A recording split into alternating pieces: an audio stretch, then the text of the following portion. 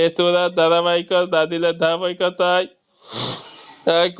কোন চূড়ার পর দাদিল হইতে তা বিবেচনা এটি 81তম চূড়া। এর আগে চূড়া দাবা ও পরে চূড়া ইনফিতা দাদিল হইতে বর্তমান কোরআন মাজিদে বিন্যাস অনুযায়ী এটি 79 নং চূড়া। এর আগে চূড়া দাবা ও পরে চূড়া আবাসা।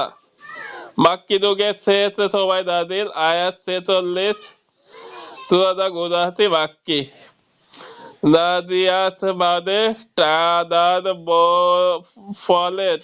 ফলে লম্বা হতে থাকে তীর নিক্ষেপের জন্য ধনুকে রতি টেনে লম্বা করা বোঝাতে এই শব্দটি ব্যবহৃত হয়। আকাশে তারা সন্ধ্যা রাতের দিগন্তের একদিকে উদিত হয়ে সাথে আরেক দিকে অর্থ দেয়। এই দৃশ্যটি ধনুকের রতি লম্বা করার দৃশ্যের সঙ্গে তুলনীয়। তারাকার এই চিত্র বোঝাতে এক নং আয়াতে নাজিয়াত শব্দটি ব্যবহার করা হয়েছে। সেখান থেকে এই চূড়ার নাম দেওয়া হয়েছে। বেদত্তিম কিয়ামত দিবসে ভয়াবহ কাপুরি মুসা আলাইহিস সালামের কাহিনী, কিয়ামতের সামগ্রিক পরিস্থিতি। সূরাটি শুরুতেই আল্লাহ তাআলা দিয়েছেন কিয়ামতের সংবাদ। যেদিন ভয়ঙ্কর কম্পন ও পুরো পৃথিবী কাঁপিয়ে তুলবে, কম্পনের পর কম্পন। সেদিনকে হৃৎপিণ্ড গুলো ধড়ফড় করতে থাকবে। কিন্তু কিয়ামতের অবিশ্বাসী কাফির মুশরিকেরা চাচ্ছিল নবীজিকে প্রশ্ন করত কবে হাসবে সেই দিন। সূরাটিতে আল্লাহ তার নবীর মাধ্যমে কাফিরদের প্রতি জবাব দিলেন, সেটি তোমার বলার সুযোগ কোথায়? সীমা রেখা তো কেবল তোমার নবী জানেন। অন্য সূরার সঙ্গে সম্পর্ক। এই সূরার আগে সূরা হলো সূরা নাবা, যার শেষে পুনরুত্থান ও কিয়ামতের দিনে প্রতিদান দেওয়ার কথা বলা হয়েছে। সূরা নাজিয়াতের শুরুতে তাহা অবশ্যই বাস্তবায়িত হবে মর্ম আলোচনা করা হয়েছে। তাদের নুজুল।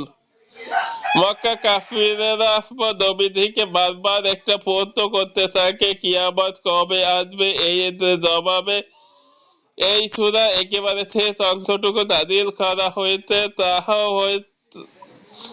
হয়েছে বলা হয়েছে কিয়ামত কবে হবে তাহা আল্লাহ তাআলা আর কেউ জানে না। রাসূলের কাজ হচ্ছে কিয়ামত অবশ্য হবে এ সম্পর্কে লোকদেরকে সতর্ক করে দেওয়া।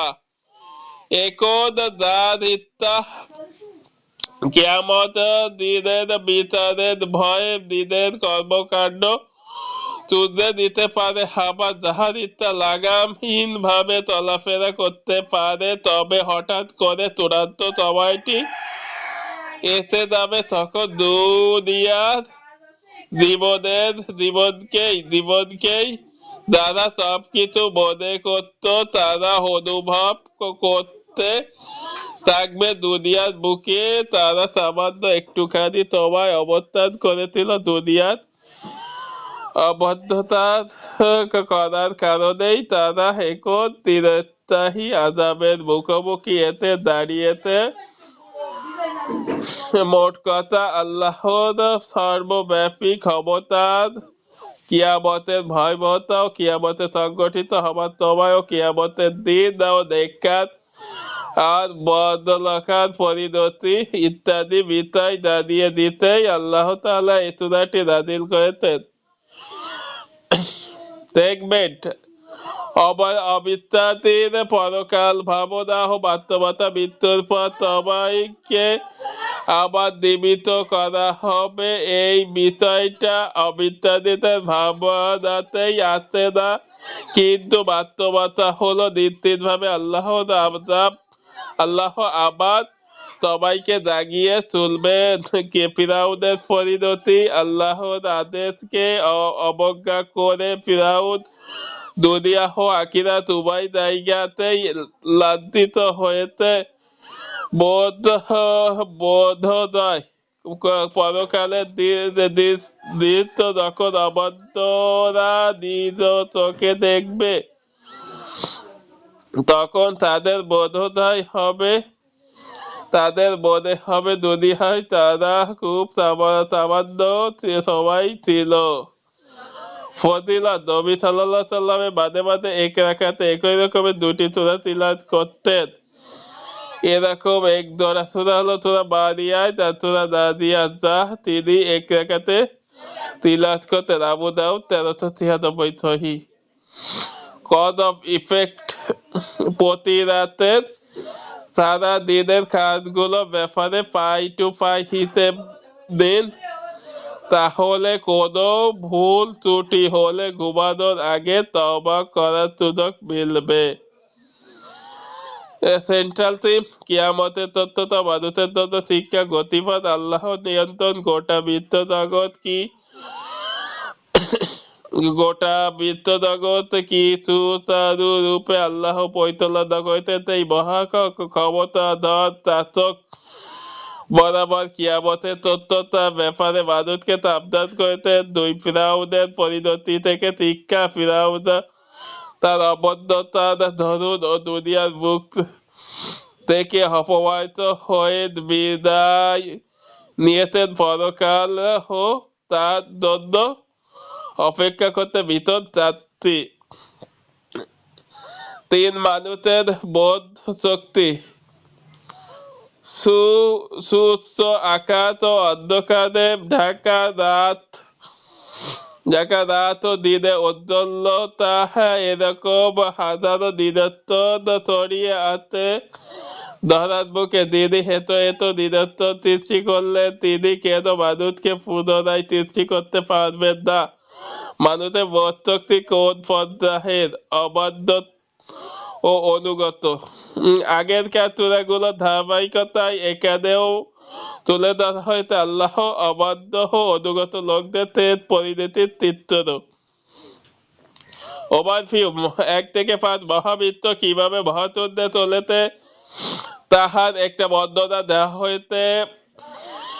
6 থেকে 14 কিয়ামতের ভয়ঙ্কর সূচনার উপর আলোকপাত করা হয়েছে। 15 থেকে 26 ফিরআউন ও মূসা আলাইহিস ঘটনা বর্ণিত হয়েছে। 27 থেকে 33 আল্লাহ তাআলা ক্ষমতা নিদর্শন হিসেবে দৃষ্টি জগতে 4টি বিষয়ের প্রতি মানুষের দৃষ্টি আকর্ষণ করা হয়েছে। 34 থেকে 41 কিয়ামত দিবসের কিছু ঘটনা বর্ণনা দেওয়া হয়েছে।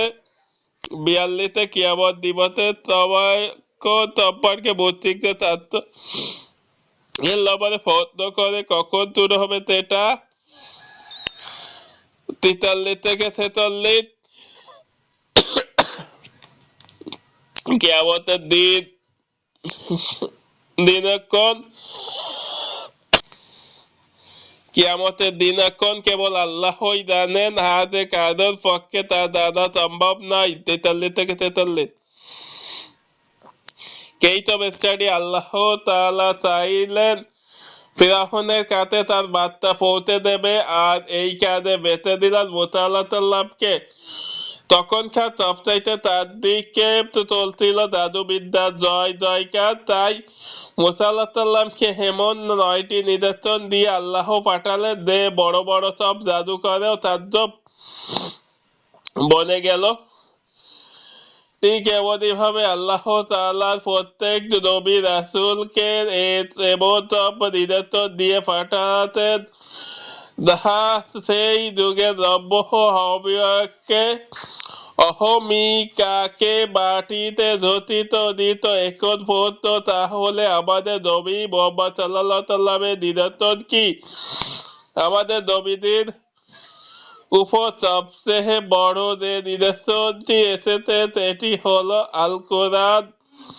আসলে নবীদের সময়টা ছিল আরবি সাহিত্যের যুগ, তাই আল্লাহ তাআলা কোরআন নাযিল করে তাদেরকে ট্যালেন্ট তারা যদি চাতক থাকে কোরআনের মতো সাহিত্য রচনা করো, তখন তারা নিজেদের অপারগতা মেনে নিতে বাধ্য হয়। সত্যিকার অর্থে কোরআনে অলৌকিক এক কিতাব। এর প্রতিটি বাক্য আপনাকে ভাবাবে, আপনার তাতে কথা বলবে, তত্ত্ব নামক নানা তন্ত্রমন্ত্র থেকে আপনাকে মুক্তি দেবে। তিরমিজি 29:6। রিফ্লেকশন।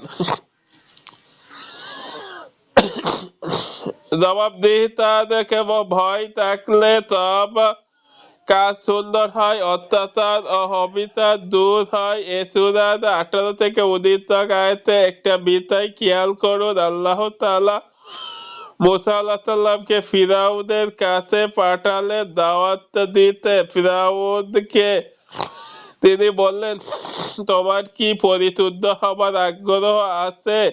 তাহলে আমি তোমাকে তোমার রবের পথ দেখাবো। এর ফলে তোমার মনে তার ভয় জাগবে। নিজেকে সবচেয়ে বড় রব দাবি করার পেছনে ফিরআউনের কারণ ছিল একটাই, ভয় শূন্য হওয়া। আজকে যাদের অর্থকড়ি আর ক্ষমতা হাতে কিন্তু জবাবদিহিতার ভয় নেই, দেখবেন তারাও ফিরআউনের মতন আচরণ করতে, দুর্বলদের উপর অত্যাচার নিপীড়ন করতে। তাই ফিরআউনের পরিণতি থেকে বাঁচতে হলে অন্তরে আল্লাহর ভয় জাগ্রত করতে হবে। কিয়ামতের দিনে সেই জবাবদিহিতার কথা স্মরণ রাখতে হবে। আমরা তো এখনো নিকটতম আঘাতেই আদেশ করতে পারিনি। হেতো বিশাল বিস্তীর্ণ এই আকাশ, অনেক দূরে দেখলে মনে হয় আকাশটা বুঝি ওখানটা গিয়ে থেমেছে,